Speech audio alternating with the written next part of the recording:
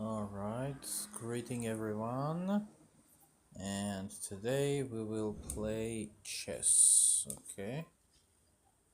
And I'll play with the computer. This is an introductory lesson.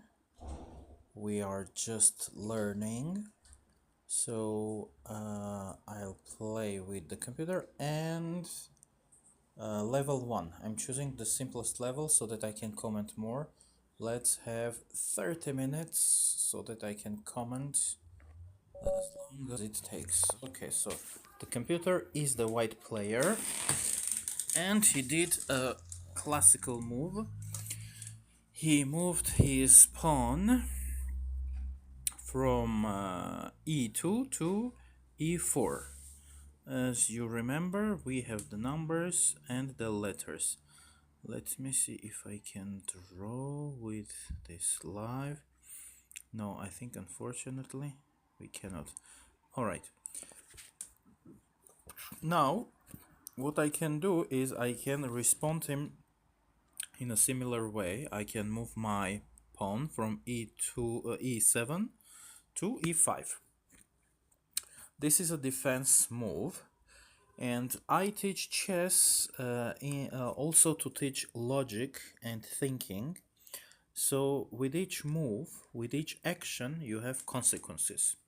So the white moved its pawn, and the result of that is that now the white is controlling some area.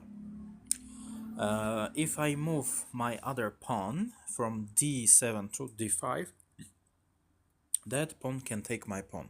Of course, then I can take his pawn with my queen, but it wouldn't make much sense in the real game to move out your queen as fast as that in the beginning of the game, at the beginning.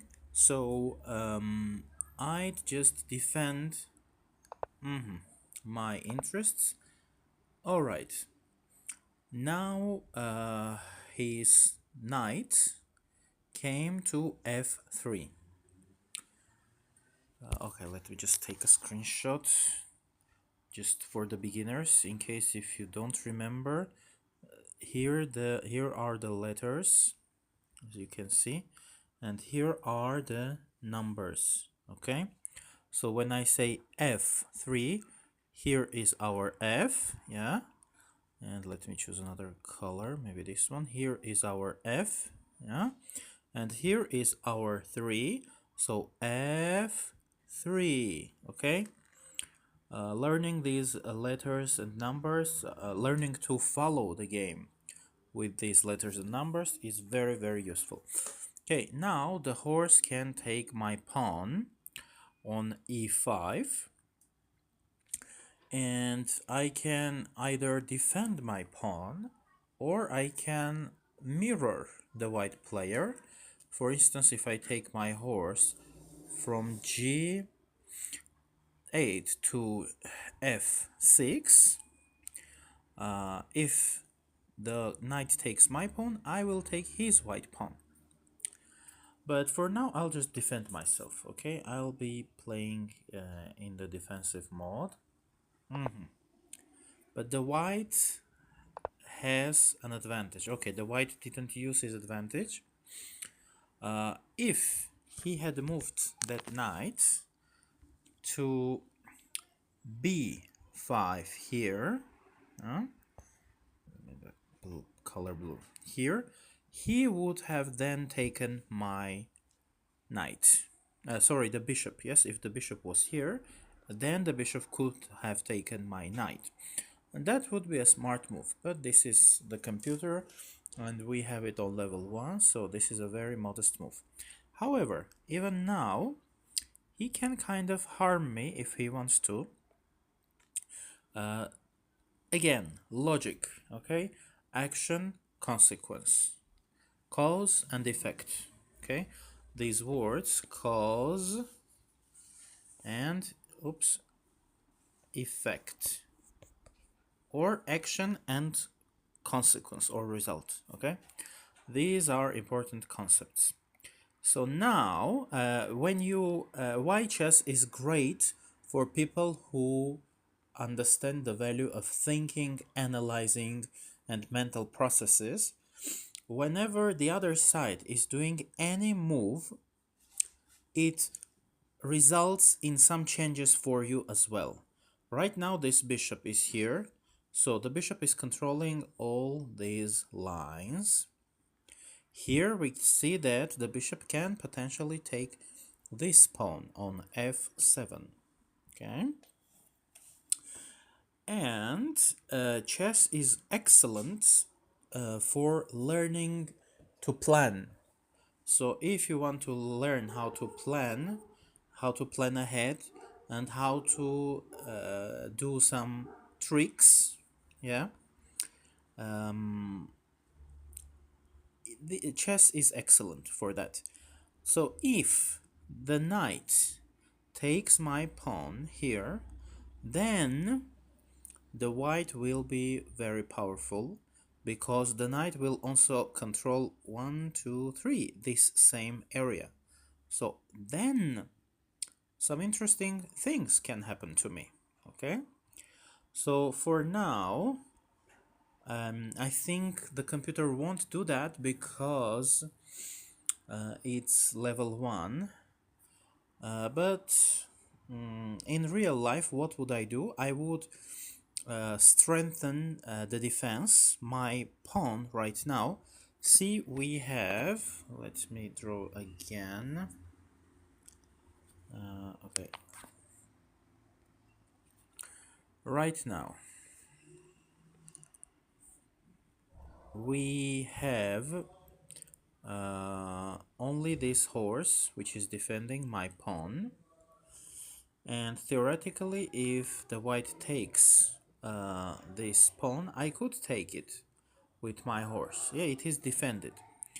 But just to be sure, and then to maybe also free up my bishop, which is stuck here, I would rather move this pawn. Yeah, in real life, this would cause more, this could make me put me into trouble, because the knight could come here, and then again from here 1, 2, 3. So two figures, yes, the knight and the bishop, from here would threaten this same pawn. Of course, there are ways to defend myself, but in real life that would be a bad move. However, now I'll just do this. Let's see what the computer will decide to do.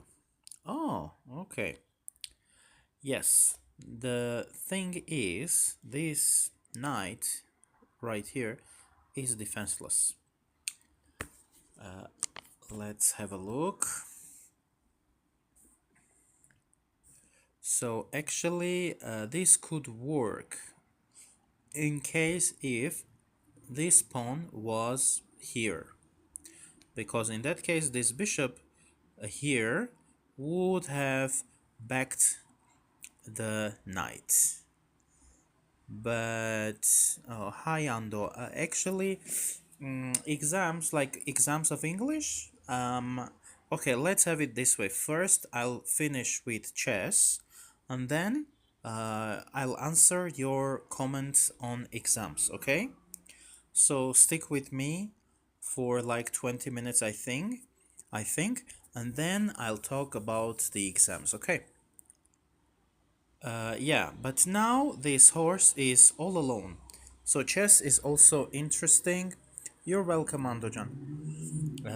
Chess is also interesting because you learn to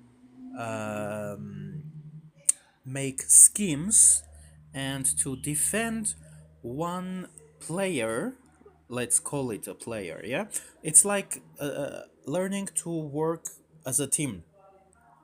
If you have one person, if we just take figures, if we treat them as persons, yeah, you need to always protect or back that player, that individual. If you don't, you will lose it. So right now my queen is threatening this knight right here, and I'll do the following. With my queen, I'll just take this knight. Oh, this is not bad. If I play badly, I will lose the game in 30 seconds approximately. Now the bishop is controlling this area. The queen is also controlling this area. In case if the queen takes this pawn, this would be the end of the game. Checkmate. Okay? Because right now they are stronger. They have two figures. And I have only one figure, one king. Sorry, it wouldn't be checkmate because my king can move here because the queen is gone from this area. But still, I need to increase the defense, yeah, and defend this pawn over here. So what I'll do here is I'll take out my horse and have it here. Now the horse is also defending that pawn. Okay, let me show you that. So the horse, yes, it makes this movement 1 2 and left 1 2 right. So now we are equal. Right now he has two figures, 1 and 2, and I have two figures, the king and my knight. So the enemy won't be able to take advantage of me. Okay, another interesting move. Now he is threatening my queen with his bishop from here. Yeah, if I don't do anything, my queen will be gone. This could make sense in case if the king was here and the rook was here, but it's not that. So again, this is not a smart move because this bishop is all alone. Just like I took his horse because it was not backed by anyone else, right now the same fate awaits this bishop. I'm eating his bishop and check. Now he has to move, he or she or it, yeah, the computer, has to move its king. And now the rook is threatening my queen, but actually it's my turn, so actually my queen equally threatens this rook. What I'll do is I'll have this rook. Then next time we'll have the computer on level 2 to make the game a little more interesting, okay? Now let's see. Okay, I'm doing something very bad to the player. And I love chess also because of this. Again, it stimulates your brain. It makes you think, analyze, and come up with unusual tricks and schemes. Now, when two figures make up a line, they become more vulnerable. With my bishop, right now, I'll have my bishop here, and see the bishop is backed by the horse, by the knight, yeah? 1, 2, 3. So he won't be alone, yeah? My bishop won't be alone. So in case if the queen takes my bishop, I will take his queen by my horse. And the tragedy is that when the king is threatened, my bishop will control all of this, yes? So when the king is threatened, the figure that stands in front of the king cannot move away. So he will have to sacrifice his queen. The queen will be gone, okay? Now, if the player is smart, he'll have the figure eaten. The smartest thing would be to eat this bishop by the queen, because the queen is already dead. So the best thing to do in this situation would be just to damage the enemy as much as you could. But the computer didn't do that. Now I'm eating his queen. Check again.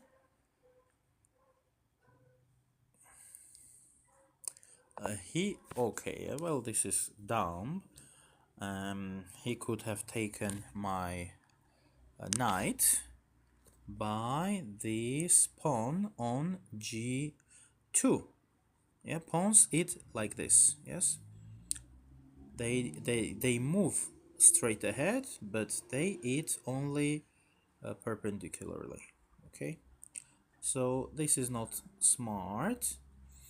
Now let's see, what shall I do? In real game, I would just save my bishop of my... Yeah, I'll just emulate. I'll have this pawn eaten by my queen. And now the queen is also defending the bishop. Yeah, the bishop was vulnerable, and even the king could have eaten the bishop. He didn't. Okay, now it's better for me. And what I'll try to do now, I'll try to intimidate the king. Now I have a very good move with my knight over here on g4, and it's check. And as the knight is controlling 1, 2, 3, 1, 2, 3, 1, 2, 3, now my next move can be having this pawn eaten with my queen or my knight. I'll have it eaten with my queen to again threaten the king more. Check.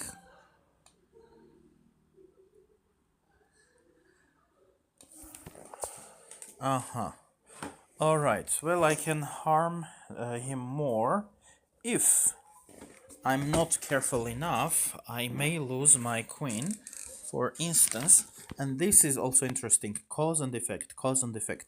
This is why I advertise chess for people who want to learn to analyze and to plan and to learn to think strategically. If I move my queen over here, this white bishop... Oh, sorry. Oh, I didn't notice actually this pawn is blocking the white bishop. My bad. Yeah, so we should be careful all the time. So if this white bishop wasn't here, yes, the knight would have threatened my queen. It's not threatening the queen right now, so I can check the king from 3 different positions. Okay, let me have it from e1. Check. Okay, and now the demise of the white king is near. So I have a very strong position here. In one move, the king will be dead. Do you see how? Do you get to understand this game? And I invite people who are watching my lives and my videos, if you'd like to play with me, even if you're a total beginner, that's fine. We can have games together through a Zoom call. I can stream the Zoom call, and that will work just fine. Or if you don't want to be seen or heard, you can turn off your camera, turn off your mic, or we could even just play like this without even the Zoom call. Yeah. If you download Lichess on your smartphone, I can just send you the invitation and we can just play. So in case if you'd like that, just let me know, okay, under the comment section. Okay, now my bishop is threatening this horse, my queen is also threatening this horse, and the king is blocked. So when I take this knight by my queen, the king cannot come here because this spot is also threatened by my queen. Yeah? And the king cannot come here because the queen will still threaten him. Yeah? So this is a situation out of which the white player has no way to escape neatly. So the king is going to die. And that's why the game is called checkmate. Well, in some languages. In English we just call it chess. But I don't know if you've heard the term checkmate. This happens, first we do check I think it's written like this also, check. And mate is when the king is dead. It's a Persian word.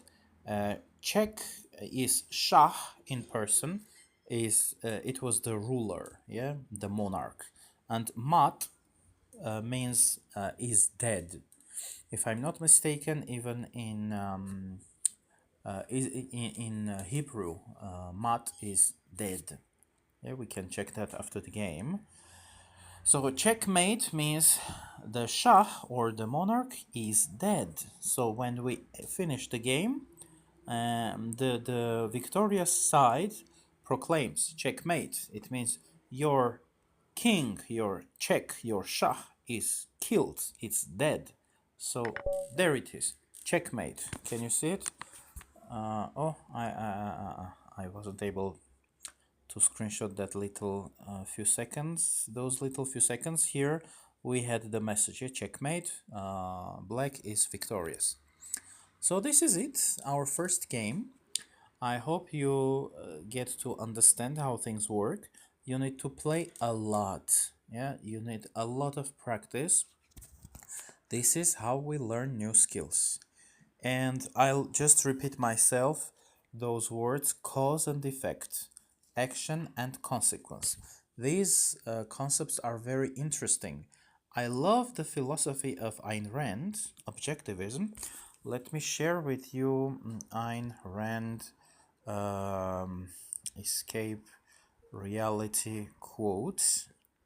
I love this idea. Yes, you can avoid reality, but you cannot avoid the consequences of avoiding reality. So if someone does something to you and you do not want to face it, you can just lie to yourself, but that lying won't help you. Or if you don't want to see something in your life and you're like, well, I believe in kindness or my God will save me, and you refuse to take responsibility and act, consequences will come after you. That's it. Okay, what was the comment? That's really meaningful. Thank you, Ando. Yes, I love it. So, chess teaches us to face these consequences. It teaches us to learn,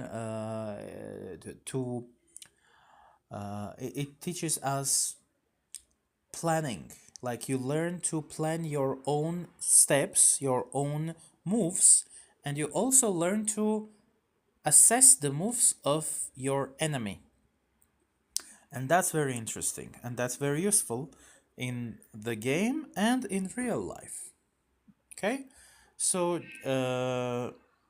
just to remind y'all, I have created a new YouTube channel. It's called New Intellectuals Community. You are welcome to subscribe, and I'm publishing tutorials, games. So I have the first introductory lesson on playing chess. You can learn to play chess through this tutorial. In this video, I'm showing how each figure moves. So it's really the basics. Yeah, you are welcome to watch it to learn how each figure moves. Okay. And in the shorts, I'm explaining the vision, the mission, the values. These videos are philosophical also. They help you understand objectivism, reason, rationality, how to make your life, how to increase the quality of your life. And I teach various subjects. I teach English, French, Hebrew, philosophy, chess, sexuality, etc. Now, Ando, if you are still here, I can answer your question on exams. So now is the time. Please type. All right, all right. Yes, you have stayed here. Now your reward is coming. So, what's your question on playing on exams? I'm listening. Can I stop sharing my screen? I'm not sure. Oh, okay, maybe I can have it this way. Okay, hopefully you see me right now, but this will kill my battery, I think.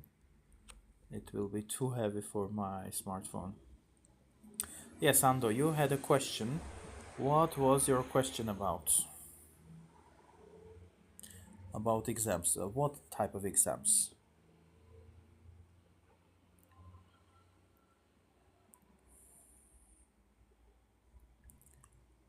Okay, for 2 days I have TOEFL test. In 2 days, yes, in 2 days you have your TOEFL test, and I wanted you to give some suggestions for speaking timing part. Okay. How to control your time in the speaking section? Well, just um, take it easy, I'd say. Okay, I hope you see me like this. It's unusual, but hey, let's experiment. Take it easy. Pretend that you're speaking to a friend. If you're not sure about the meaning of a specific word, don't use it. Okay, just talk in plain English. Pretend you're explaining something to a friend, to a colleague. Okay, I passed my TOEFL for the first time. I passed it in 2019, and my speaking was 30 out of 30 because I was acting naturally. I was just speaking casually. I was answering the questions without getting worried about, oh, I should use some fancy stuff, etc. You can get 26 out of 30, for instance, with this attitude, and that will be great. I mean, in Yerevan, when I passed my TOEFL, they gave me 26 out of 30. So unfortunately, this biased attitude exists from country to country, from training center to training center. It might differ, but don't worry about that, okay? What are the criteria for marking? Oh, the criteria are available online. What were they called? I think you can still see my screen, right? TOEFL grading rubric. Yeah, I think, okay, that's it. So yeah, you can access it and you can check things out online. Of course, it's very general, like when you check their scores, performance descriptors, scoring guides. Maybe this speaking. This might be it. Okay, something is not working, or maybe because I'm sharing my screen on TikTok, the internet is working slowly. So there it is. Yes, just open this web page and check out these PDF documents. It just says if you speak without long pauses, if you answer the question, and if your answer is about the question itself or the situation, you're good to go. That's mainly it. Yeah.